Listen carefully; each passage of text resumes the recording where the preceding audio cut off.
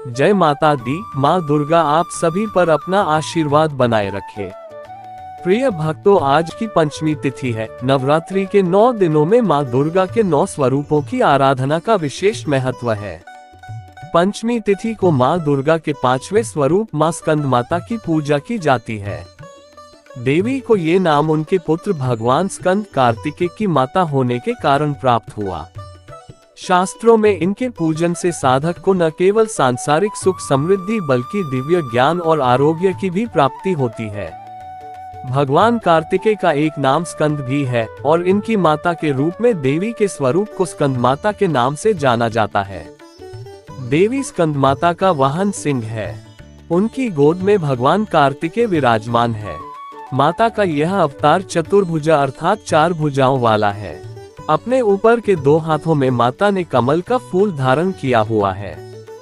एक हाथ से उन्होंने भगवान कार्तिकेय को संभाला हुआ है और शेष एक हाथ अभय मुद्रा में है, जिससे माँ अपने सभी भक्तगणों को अभय का आशीष दे रही हैं। माँ स्कंद माता की पूजा से होने वाले लाभ। चैत्र नवरात्र के 5वें दिन माँ स्कंद माता की पूजा करने से साधकों को भगवान कार्तिकेय के समान तेजस्वी संतान प्राप्त होती है। माँ स्कंद माता बहुत करुणामयी है और वे अपने भक्तों से हुई हर त्रुटि के लिए उन्हें क्षमादान देती हैं। माँ की पूजा करने से भगवान कार्तिकेय का आशीर्वाद स्वतः ही साधकों को मिल जाता है। माँ स्कंद माता को लाल रंग अति प्रिय है और इस बार चैत्र नवरात्रि के 5वें दिन माँ स्कंद माता की पूजा के लिए शुभ रंग हरा है। माँ स्कंद माता की पूजा कैसे करें? सर्वप्रथम सुबह नित्य कर्मों से निवृत्त होकर स्नान करके स्वच्छ वस्त्र धारण करें। चौकी को साफ करके वहां गंगाजल का छिड़काव करें। चौकी पर आपने एक दिन पहले जो पुष्प चढ़ाए थे उन्हें हटा दें। आपको बता दें, चून की चौकी की स्थापना प्रथम दिन ही की जाती है, इसलिए पूजन स्थल पर विसर्जन से पहले झाड़ू न लगाएं। इसके बाद आप पूजन स्थल पर आसन ग्रहण कर लें। इसके बाद माता की आराधना शुरू करें। सबसे पहले दीपक प्रज्वलित करें।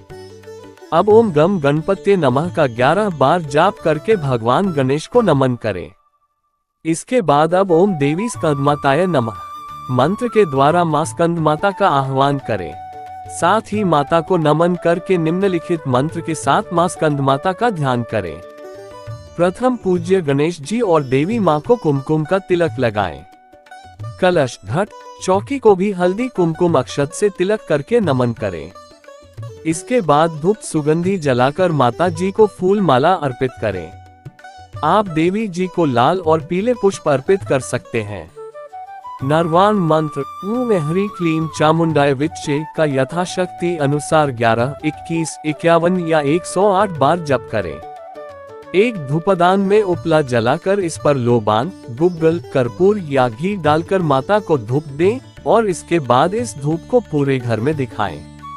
आपको बता दें कि कई साधक केवल अष्टमी या नवमी पर हवन करते हैं, वहीं कई साधक इस विधि से धूप जलाकर पूरे 9 दिनों तक साधना करते हैं। आप अपने घर की परंपरा या अपनी इच्छा के अनुसार यह क्रिया कर सकते हैं। अब भोग के रूप में मिठाई या फल माता को अर्पित करें। इसके बाद मां स्कंद माता की आरती गाएं। आप श्री मंदिर पर भी मां स्कंद माता के दर्शन कर सकते हैं। साथ ही माता की आरती का लाभ भी ले सकते हैं। मां स्कंद माता की व्रत कथा। ये कथा उस समय की है जब धरती पर तारकासुर नाम का एक दैत्य राक्षस था। तारकासुर ने अपनी कठोर तपस्या से ब्रह्मा जी को प्रसन्न कर लिया। इसकी वजह से स्वयं ब्रह्मा जी को उसके सामने प्रकट होना पड़ा। इसके बाद ब्रह्मा जी ने उससे वरदान मांगने को कहा तो तारकासुर ने अमरता का वरदान मांगा। ब्रह्मा जी ने समझाया, तारकासुर, जिसका जन्म हुआ है उसकी मृत्यु निश्चित है। इस संसार में कोई भी अमर नहीं हो सकता। ये सुनकर तारकासुर थोड़ा निराश हुआ, लेकिन वह बहुत चतुर था। उसने सोचा कि भगवान शिव कभी विवाह नहीं करेंगे और न ही उनके कोई संतान होगी। यह विचार दिमाग में आते ही उसने ब्रह्मा जी से एक और वरदान मांगा। उसने कहा, प्रभु, मुझे यह वरदान दे कि मेरी मृत्यु केवल भगवान शिव के पुत्र के हाथों हो। ब्रह्मा जी ने तथास्तु कहकर उसे यह वरदान दे दिया। वरदान प्राप्त करते ही तारकासुर का अहंकार और ज्यादा बढ़ गया। वह समझ गया था कि अब उसे कोई नहीं मार सकता। उसने तीनों लोकों में हाहाकार मचाना शुरू कर दिया।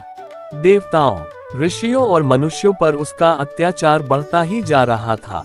स्वर्गलोक से देवराज इंद्र को भगा दिया गया और तारकासुर ने स्वयं को तीनों लोकों का स्वामी घोषित कर दिया। तारकासुर के आतंक से त्रस्त होकर सभी देवता भगवान विष्णु के पास गए और उनसे मदद की गुहार लगाई। भगवान विष्णु ने उन्हें बताया कि तारकासुर को केवल भगवान शिव का पुत्र ही मार सकता है, इसलिए इसका एकमात्र उपाय यही है कि भगवान शिव विवाह करें और उनके यहाँ एक पुत्र का जन्म हो। देवताओं ने मिलकर भगवान शिव से प्रार्थना की, जो उस समय गहरी तपस्या में लीन थे। देवताओं की प्रार्थना सुनकर और संसार की दुर्दशा देखकर भगवान शिव ने माता पार्वती से विवाह करने का निर्णय लिया। इसके बाद भगवान शिव और माता पार्वती का विवाह हुआ। उनके यहाँ एक अत्यंत तेजस्वी बालक का जन्म हुआ, जिसका नाम कार्तिकेय रखा गया। उन्हें ही स्कंद कुमार के नाम से भी जाना जाता है। माँ स्कंदमाता मंत्र। वंदे वांछित कामार्थे चंद्रार्धकृत शेखराम सिंधुरा चतुर्भुजा स्कंदमाता यशस्विनी धवलवर्णा विशुद्धा चक्रस्थितो पंचम दुर्गा त्रिनेत्राम अभय पद्म युग्म करा दक्षिण उरुपुत्रधराम भजेम पटाम्बर परिधाना मृदुहास्या नानालंकार भूषिताम मंजीर हार केयूर किंकिनी रत्नकुंडल धारिणीम प्रफुल्ल वंदना पल्लवाधरा कांत कपोलाम पीन प्योधराम कमनीय लावण्य चारु त्रिवली नितंबनीम। माँ स्कंदमाता की आराधना के लिए नवरात्रि का 5वां दिन समर्पित किया गया है। माता स्कंदमाता को केले का भोग लगाना चाहिए। इससे माता प्रसन्न होकर भक्तों को सुख समृद्धि का आशीर्वाद प्रदान करती हैं। क्षमा याचना। परमेश्वरी, मेरे द्वारा रात दिन सहस्त्रों अपराध होते हैं, यह मेरा दास है, ऐसा समझकर मेरे उन अपराधों को तुम कृपा पूर्वक क्षमा करो। परमेश्वरी, मैं आवाहन नहीं जानता, विसर्जन करना नहीं जानता तथा पूजा करने का ढंग भी नहीं जानता, क्षमा करो। देवी सुरेश्वरी, मैंने जो मंत्रहीन, क्रियाहीन और भक्तिहीन पूजन किया है